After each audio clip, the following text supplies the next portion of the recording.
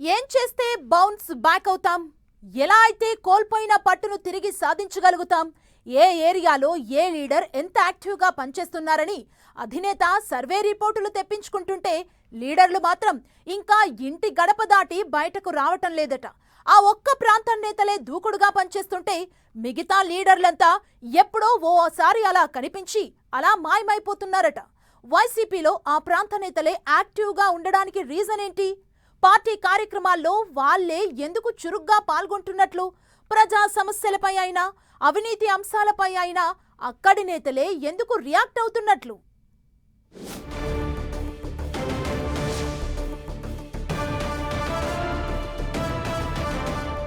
కొంచెం ఇష్టం కొంచెం కష్టం, వైసీపీ నేతల దూకుడేది. ఫ్యాన్ పార్టీ నేతలు గడప దాటేందుకు ఇష్టపడట్లేదా?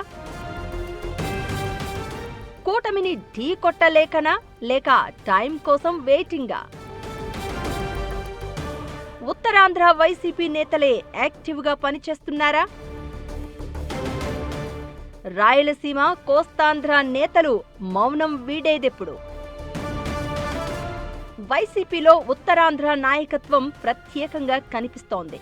అక్కడ కులాల గొడవలు లేవు, అధికార ప్రతిపక్ష పార్టీల మధ్య రచ్చకెక్కే రాజకీయాలు లేవు.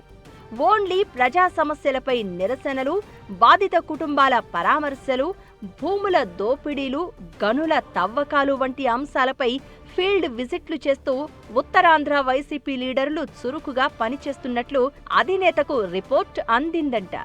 ఒక పక్క పార్టీ పిలుపునిచ్చిన కార్యక్రమాలు నిర్వహిస్తూనే మరోపక్క లోకల్ ఇష్యూస్ పై గట్టిగా పోరాటాలు చేస్తూ ప్రభుత్వాన్ని ఇరుకున పెట్టే ప్రయత్నం చేస్తున్నారట.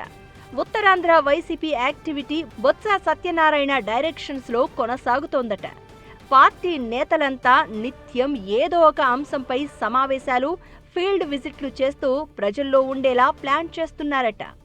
గీతం భూములతో మొదలై ప్రస్తుతం పంచదార కొండ తవ్వకాల వ్యవహారం వరకు అంశం ఏదైనా తిరిగి అధికారంలోకి రావడమే లక్ష్యంగా ఉత్తరాంధ్ర వైసీపీ నేతలంతా సింగిల్ లైన్ ఎజెండాతో ముందుకు వెళ్తున్నారట.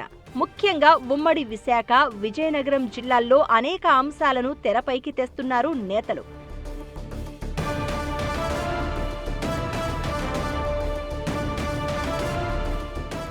నిరంతరం పార్టీ యాక్టివిటీ చేపట్టడం ద్వారా పార్టీని క్షేత్రస్థాయిలో బలోపేతం చేయాలనేది నేతల ఆరాటమట. గత ఎన్నికల్లో ఉత్తరాంధ్రలో వైసీపీ దారుణమైన ఓటమిని మూటగట్టుకుంది. ఆ నష్టాన్ని పూడ్చడానికే పక్కా ప్రణాళికలు రచిస్తున్నారట. ఒక పక్క ప్రభుత్వాన్ని ఇరుకున పెడుతూ మరోవైపు గ్రౌండ్ లెవెల్లో పార్టీ క్యాడర్ను యాక్టివ్ మోడ్లోకి తేవడమే టార్గెట్గా పెట్టుకున్నారట. అయితే ఇదే సమయంలో రాయలసీమ, కోస్తా జిల్లాల్లో వైసీపీ నాయకత్వం అంతగా యాక్టివ్గా కనిపించడం లేదనే చర్చ రాజకీయ వర్గాల్లో జరుగుతోంది.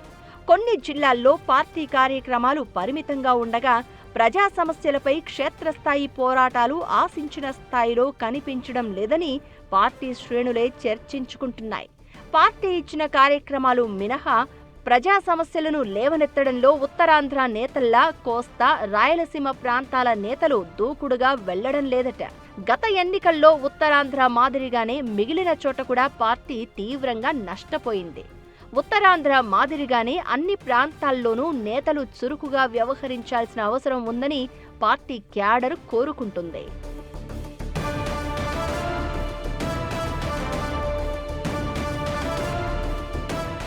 వైసీపీ ఘోర ఓటమి తర్వాత పార్టీ కీలక నేతలు సైలెంట్ అవడం ఒకెత్తైతే కొన్నాళ్ల పాటు జైళ్లు, బెయిళ్ల ఎపిసోడే నడిచింది. ఇంకా కొందరు నేతలు కేసులను ఫేస్ చేస్తూనే ఉన్నారు.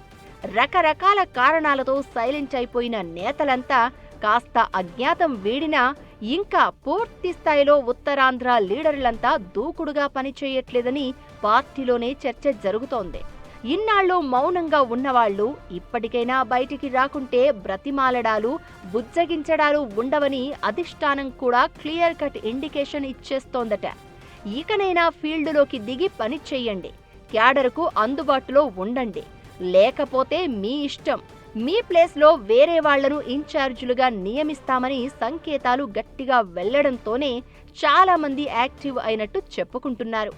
నిన్న మొన్నటి వరకు కూటమి ప్రభుత్వానికి కౌంటర్లు ఇవ్వాలన్నా, పార్టీ తరపున మాట్లాడాలన్నా వెనకాడిన నేతలంతా సందర్భాన్ని బట్టి స్పందిస్తున్నారట.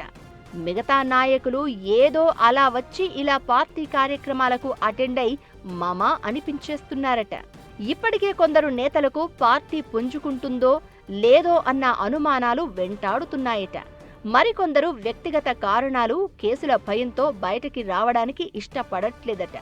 పరిస్థితులు కాస్త పార్టీకి అనుకూలంగా మారుతూ ఉండడం, అధినేత కూడా ఫుల్ యాక్టివ్ మోడ్లోకి రావడం, జిల్లాల పర్యటన, పాదయాత్రకు ప్లాన్ చేస్తూ ఉండడంతో నేతలు కూడా బయటకు కనిపించకపోయినా పార్టీ కార్యక్రమాల్లో మాత్రం యాక్టివ్ అయిపోయి తమ పని తాము చేసుకుంటున్నారట.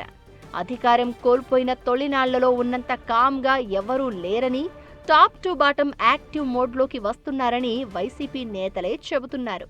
అయితే రాయలసీమ, కోస్తా నేతలతో పోలిస్తే ఉత్తరాంధ్ర నేతలైతే కాస్త ఎక్కువ యాక్టివ్ మోడ్లోనే పనిచేస్తున్నారని అంటున్నారు.